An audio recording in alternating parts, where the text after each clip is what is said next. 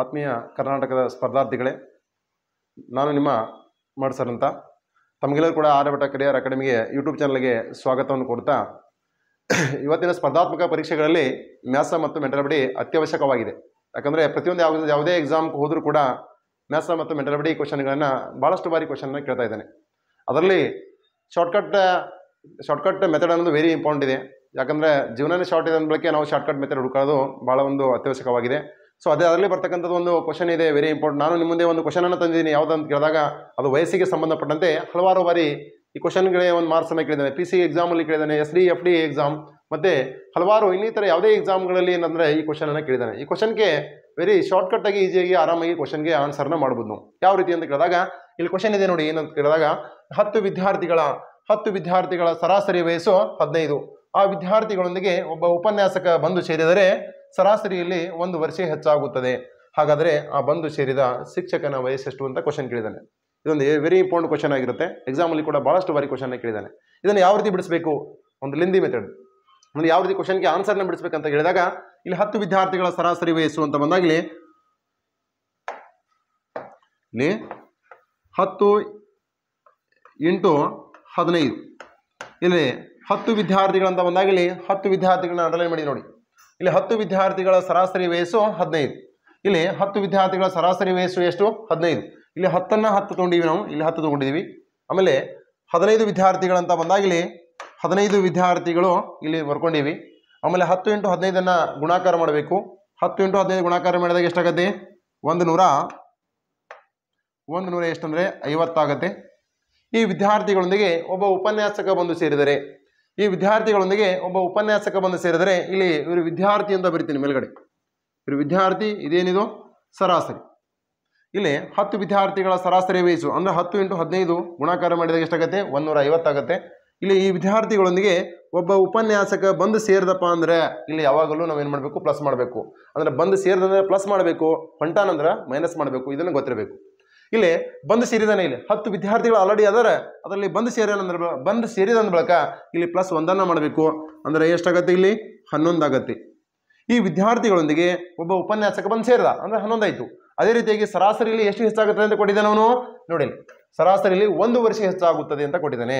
So ನಾವೇನು ಮಾಡೋಣ? ಇಲ್ಲಿ 1 ವರ್ಷ ಹೆಚ್ಚಾಗುತ್ತದೆ ಅಂತ ನಾವು ಹೇಳೋಣ. ಅದೇ ರೀತಿಯಾಗಿ ಇಲ್ಲಿ 15 5 1 ಎಷ್ಟು? 6 ಆಗುತ್ತೆ. ಇದು 1ಕ್ಕೆ 1 ಆಗುತ್ತೆ. ಟೋಟಲ್ ಎಷ್ಟಾಗುತ್ತೆ? ಇಲ್ಲಿ 16 ಆಗುತ್ತೆ. ಈ ಕೆಳಗಿರ್ತಕ್ಕಂಥ ಏನು ನಾವು ಕ್ಯಾಲ್ಕುಲೇಷನ್ ಮಾಡಿವಲ್ಲ ಇದನ್ನು ಗುಣಾಕಾರ ಮಾಡಬೇಕಾಗತ್ತೆ. 11 × 16 ಗುಣಾಕಾರ ಮಾಡಿದಾಗ ಎಷ್ಟಾಗುತ್ತೆ ನೋಡಿ. 11 6 ಎಷ್ಟು? 66. ಕೈಲಾ ಬಂತು 6. ಆಮೇಲೆ 11 1 11 1 6 17 ಆಗುತ್ತೆ. ಅಂದರೆ ಎಷ್ಟಾಯಿತು? 176. ಈ 176ರಲ್ಲಿ 150 ನಾವೇನು ಮಾಡಬೇಕಾಗತ್ತೆ? ಕಳಿಬೇಕಾಗತ್ತೆ. ಸೊ ಯಾಕಂದರೆ ನಮ್ಗೆ ಒಬ್ಬ ಉಪನ್ಯಾಸಕನ ವಯಸ್ಸು ಕಂಡುಹಿಡಿಬೇಕಾಗಿದೆ. ಇವಾಗ ಇಲ್ಲಿ 126ರಲ್ಲಿ 150 ಏನು ಮಾಡಬೇಕು? ಕಳಿಬೇಕಾಗುತ್ತೆ, ಮೈನಸ್ ಮಾಡಬೇಕಾಗತ್ತೆ. ಎಷ್ಟಾಗುತ್ತೆ? 126ರಲ್ಲಿ 50 ಹೋಯ್ತಂದರೆ ಎಷ್ಟಾಗುತ್ತೆ? ಕೇವಲ ಎಷ್ಟು? 26 ಆಗುತ್ತೆ. ಹಾಗಾದರೆ ಆ ಬಂದು ಸೇರಿದ ಶಿಕ್ಷಕನ ವಯಸ್ಸು ಎಷ್ಟು ಅಂದಂಗೆ? ಇಲ್ಲಿ 26 ಅಂದಂಗೆ. ಇದು ಏನದ ಲೆಂದಿ ಪ್ರೊಸೀಜರ್, ಇದು ಬೇಡ ನಮ್ಗೆ. ಯಾಕಂದರೆ ಜೀವನನೇ ಶಾರ್ಟ್ ಅಂದಾಗ ನಾವು ಶಾರ್ಟ್ಕಟ್ ಹುಡುಕಬೇಕಾಗಿದೆ, ಅನಿವಾರ್ಯ ಪರಿಸ್ಥಿತಿ ಇದೆ ಇದು. ಅದಕ್ಕೋಸ್ಕರ ನಿಮ್ಮ ಮುಂದೆ ಒಂದು ನಮ್ಮ ಆರ್ಯಭಟ ಕರಿಯರ್ ಅಕಾಡೆಮಿಯಲ್ಲಿ ಕೂಡ ಏನಪ್ಪ ಅಂದ್ರೆ ಒಂದು ಶಾರ್ಟ್ಕಟ್ ಮೆಥಡನ್ನು ಕಂಡು ಹಿಡಿಯಲಾಗಿದೆ. ಇವಾಗ ಅದು ಯಾವುದಪ್ಪ ಅಂತ ಕೇಳಿದಾಗ ವೆರಿ ಶಾರ್ಟ್ಕಟ್ ಮೆಥಡ್. ಯಾಕಂದರೆ ಶಾರ್ಟ್ಕಟ್ ಅಂತ ಹೇಳ್ತೀವಿ ನಾವು. ಅದು ಯಾವುದಂತ ಕೇಳಿದಾಗ ಇಲ್ಲಿ ನೋಡಿ 10 ವಿದ್ಯಾರ್ಥಿಗಳ ಸರಾಸರಿ ವಯಸ್ಸು ಡೈರೆಕ್ಟ್ ನೇರವಾಗಿ ನೋಡಿ. ಇಲ್ಲಿ ಕೇವಲ 10 ವಿದ್ಯಾರ್ಥಿಗಳ ಸರಾಸರಿ ವಯಸ್ಸು 15. ಇಷ್ಟು ಡೈರೆಕ್ಟ್ ನೇರವಾಗಿ ಬರ್ಕೋಬೇಕು. ಆಮೇಲೆ ಆ ವಿದ್ಯಾರ್ಥಿಗಳೊಂದಿಗೆ ಒಬ್ಬ ಉಪನ್ಯಾಸಕ ಬಂದು ಸೇರಿದರೆ ಸರಾಸರಿಯಲ್ಲಿ ಕೂಡ 1 ವರ್ಷ ಹೆಚ್ಚಾಗುತ್ತದೆ ಅಂತ ಕೇಳಿದಾಗ ಇಲ್ಲಿ 1 ವರ್ಷ ಹೆಚ್ಚಾಗುತ್ತದೆ ಅಂದರೆ +1 ಮಾಡ್ಬೇಕು. ಇದಕ್ಕೆ ಎಷ್ಟು ಮಾಡ್ಬೇಕ್ರಿ? +1. ಯಾಕೆ ಕೇಳಿದಾಗ ಇಲ್ಲಿ 1 ವರ್ಷ ಅಂತ ಕೊಟ್ಟಿದ್ದೀವಿ ನೋಡಿ. ಅದಕ್ಕೆ 1 ವರ್ಷ ಹೆಚ್ಚಾಗುತ್ತದೆ ಅಂದರೆ ಎಷ್ಟು ಮಾಡ್ಬೇಕು? ಇಲ್ಲಿ 5 1 ಎಷ್ಟು? 6. ಕೈಲಾ ಬಂತು, ಕೈಲಾ ಏನು ಬರಂಗಿಲ್ಲ. ಆಮೇಲೆ 1ಕ್ಕೆ ಎಷ್ಟು? 1. ಈ ಸರಾಸರಿ ಎಷ್ಟು ಹೆಚ್ಚಾಗಿರ್ತದೆ ಅಂತ ಬರೀದಾರಲ್ಲಿ ಅದಕ್ಕೆ ನಾವು 10 ವಿದ್ಯಾರ್ಥಿಗಳು ಮೂಲ ಇರ್ತಕ್ಕಂಥ ವಿದ್ಯಾರ್ಥಿಗಳ ಸಂಖ್ಯೆ ಅದಕ್ಕೆ ಮತ್ತು ಸರಾಸರಿ ಎಷ್ಟು ಹೆಚ್ಚಾಗಿರ್ತದೆ ಇಲ್ಲ ಆ ಸಂಖ್ಯೆಗೆ ನಾವು ಏನು ಮಾಡಬೇಕು? ಯಾವಾಗಲೂ ಇದು ಗುಣಾಕಾರ ಮಾಡ್ಬೇಕು. ಇದಕ್ಕೆ ಏನು ಮಾಡ್ಬೇಕ್ರಿ? ಗುಣಾಕಾರ ಮಾಡ್ಬೇಕಾಗತ್ತೆ. 10 × 1 ಎಷ್ಟಾಗತ್ತೆ? 10 1 10 ಆಗುತ್ತೆ. ಇದಕ್ಕೆ ಡೈರೆಕ್ಟ್ ನೇರವಾಗಿ ಇದಕ್ಕೆ 10 ಕೂಡಿಸ್ಬೇಕು. ಅಂದರೆ 10 16 + 10 ಕೂಡಿಸಿದಾಗ ನಮಗೆ ಡೈರೆಕ್ಟ್ ನೇರವಾಗಿ ಬರ್ತಕ್ಕಂಥ ಆನ್ಸರ್ ಎಷ್ಟಪ್ಪ ಅಂತ ಕೇಳಿದಾಗ 26 ಆಗುತ್ತೆ. ಎಷ್ಟಾಗುತ್ತೆ? 26 ಆಗುತ್ತೆ. ಹಾಗಾದರೆ ಬಂದು ಸೇರಿದ ಶಿಕ್ಷಕನ ವಯಸ್ಸು ಎಷ್ಟು? 26 ಆಗುತ್ತೆ. ಇಲ್ಲಿ ಎಷ್ಟು ಬಂದದ ನೋಡ್ರಿ ಆನ್ಸರ್? 26 ಬಂದದೆ. ಅಲ್ಲಿ ಎಷ್ಟು ಬಂದದ ಆನ್ಸರ್? ಎಷ್ಟು ಬಂದದ? 26 ಬಂದದ. ನಮ್ಗೆ ಯಾವ್ದು ಈಜಿ ಇದೆ? Shortcut. This is a very better answer. ಯಾವುದಾಗುತ್ತೆ? ನಮ್ಗೆ 26 ಆಗುತ್ತೆ. ಫಾರ್ ಎಕ್ಸಾಂಪಲ್ ಇನ್ನೊಂದು ಎಕ್ಸಾಂಪಲ್ ನೋಡೋಣ ಯಾವ ರೀತಿ. ಎಸ್ ನೋಡಿ, ಇಲ್ಲಿ ಇನ್ನೊಂದು ಕ್ವಶನ್ ನೋಡೋಣ, ಇದರೊಳಗೆ ಒಂದು ಕ್ವಶನ್ಗಳನ್ನ ನೋಡೋಣ. ಇಲ್ಲಿ ಎಷ್ಟು ಅಂದ್ರೆ 15 ವಿದ್ಯಾರ್ಥಿಗಳು. ಎಸ್,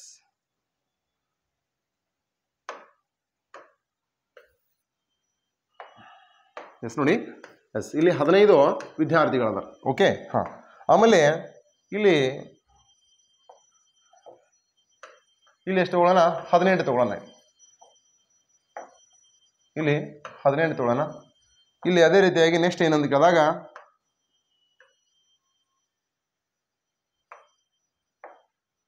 ಇಲ್ಲಿ 2 ತಗೊಳ್ಳೋಣ.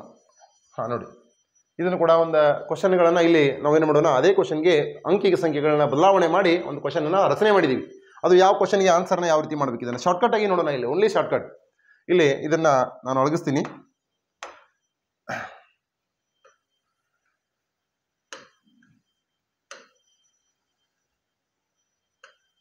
ಎಸ್ ನೋಡಿ, ಇಟ್ಸ್ ವೆರಿ ಇಂಪಾರ್ಟೆಂಟ್. ಎಕ್ಸಾಮಲ್ಲಿ ವಾಸ್ತವಕ್ಕೆ ಕೇಳಿದ್ದಾನೆ, PC ಎಕ್ಸಾಮಲ್ಲಿ ಇದು ಬಹಳಷ್ಟು ಬಾರಿ ಕ್ವಶನ್ ಕೇಳಿದ್ದಾನೆ. You can search the question paper, 100% this kind of question will come.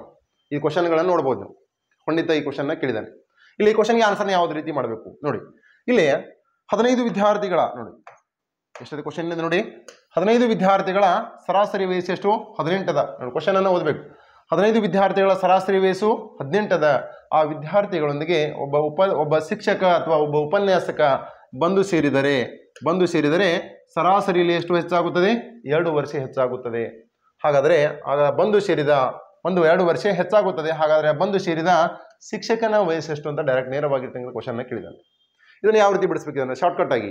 ಇಲ್ಲಿ 15 ಜನ ವಿದ್ಯಾರ್ಥಿಗಳ ಸರಾಸರಿ ವಯಸ್ಸು ಅಂತ ಬಂದಾಗ ನಾವು ನೇರವಾಗಿ ಎಷ್ಟು ಜನ ವಿದ್ಯಾರ್ಥಿಗಳು? 15 ಜನ ವಿದ್ಯಾರ್ಥಿಗಳಿದ್ದಾರೆ ಸ್ಟಾರ್ಟಿಂಗಲ್ಲಿ, ಅದನ್ನು ತಗೋಬೇಕು. 15 ಜನ ವಿದ್ಯಾರ್ಥಿಗಳ ಸರಾಸರಿ ವಯಸ್ಸು ಅಂತ ಬಂದಾಗ ಇಲ್ಲಿ ಡೈರೆಕ್ಟ್ ನೇರವಾಗಿ ಎಷ್ಟದು ಕೊಟ್ಟಿದ್ದಾನೆ? ಇಲ್ಲಿ 18 ಕೊಟ್ಟಿದ್ದಾನೆ ಸರಾಸರಿ. 15 ವಿದ್ಯಾರ್ಥಿಗಳ ಸರಾಸರಿ ವಯಸ್ಸು ಎಷ್ಟು? 18. ನಾವು 15 ಮುಂದ್ಗಡೆ ಎಷ್ಟು ಬರ್ಕೋಬೇಕು? ಇಲ್ಲಿ 18ಅನ್ನು ಬರ್ಕೋಬೇಕು. ಈ ವಿದ್ಯಾರ್ಥಿಗಳೊಂದಿಗೆ ಒಬ್ಬ ಉಪನ್ಯಾಸಕ ಅಥವಾ ಒಬ್ಬ ಶಿಕ್ಷಕ ಬಂದು ಸೇರಿದರೆ ಸರಾಸರಿಯಲ್ಲಿ ಎಷ್ಟು ಹೆಚ್ಚಾಗುತ್ತದೆ?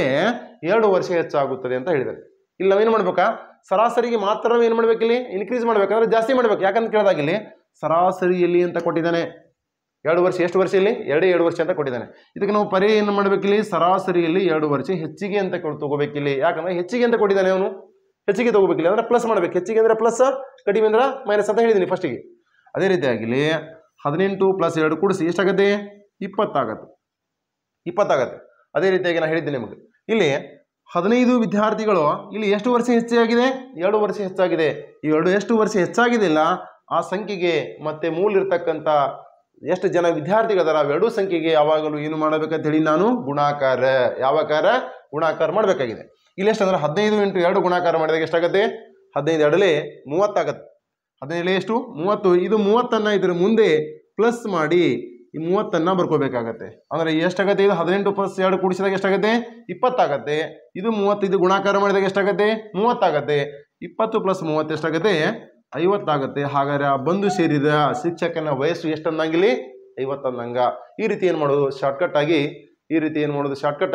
ಈ ಥರ ಕ್ವಶನ್ಗಳಿಗೆ ಆನ್ಸರ್ನ ಬಿಡಿಸೋದು ಈ ಒಂದು ನಮ್ಮ ಸಂಸ್ಥೆಯಲ್ಲಿ ಹೇಳ್ತಾ ಇರೋದು.